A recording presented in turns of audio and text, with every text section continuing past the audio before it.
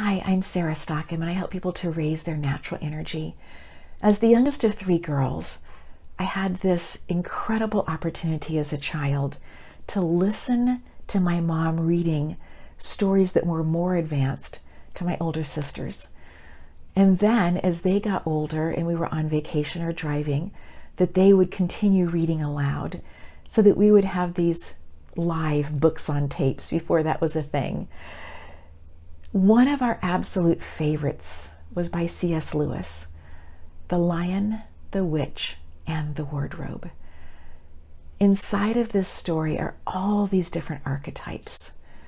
And C.S. Lewis went on to write other stories later on.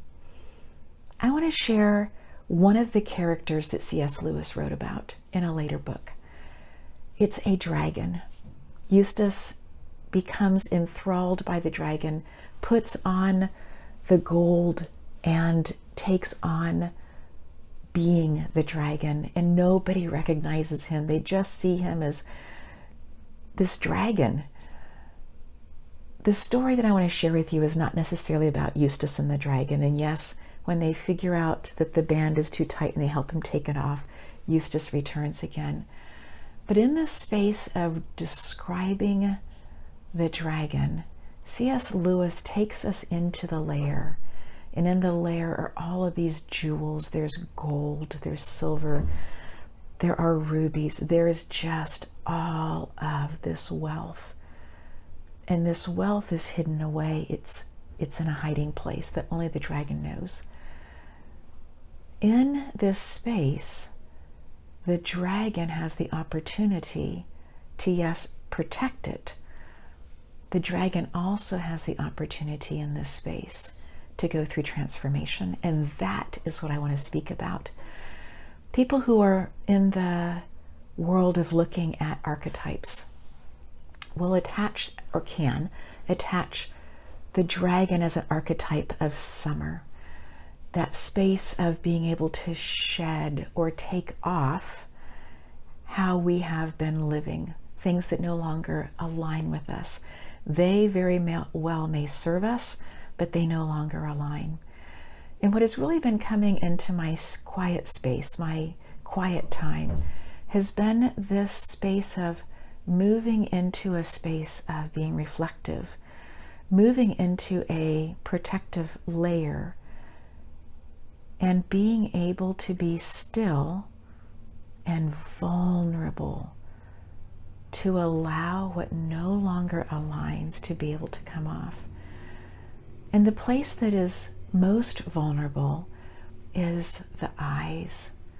You see, when any reptile, including a snake, goes through that process of releasing the skin, they don't wake up one morning and demand that it release. The lizard, if it tried to make it go faster, would actually lose its precious life in that process. And so it's about coming into this space of saying, I am willing to surrender what no longer aligns. And then being willing to move into a space to allow that vulnerability to happen. Friend, I long for new eyes. I long for a new perspective for my day job. I long for a new way of looking at politics. I grew up with a dictator. I long for a new way of being able to see lives transformed where I grew up in Africa. Lives being transformed with sewing machines, with hope, with a new mindset. And that spills over not just to Africa, it spills over into my conversations. I'm going to have tea this next week. I'm super excited about it because it is a memory of Africa. We're growing mint outside. It was a gift years ago by Bob Ski and Carolyn Ski. And I brought home some and I thought, I don't know if it's going to grow. And now we have containers of it. It's fabulous. We give it as gifts to other people. And in one particular place, it is growing thick, so thick that I can trim it and put it in with small flowers for beautiful decorative vases, for things to have around the house. It's that mint that I will trim and cut off, rinse with some water, and put into the bottom of a teacup and pour hot water over to share with a friend of mine next week as we have a heart-to-heart conversation.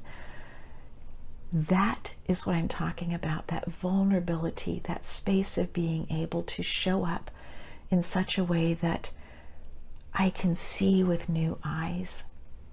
Friend, I invite you into these spaces, into these conversations. We don't have to continue looking at things with the same eyes that we've had. In this space and time of looking with fresh eyes, I invite you to be gentle with yourself. I also invite you to follow me on Instagram for daily encouragement at Sarah Stockham. Blessings upon blessings.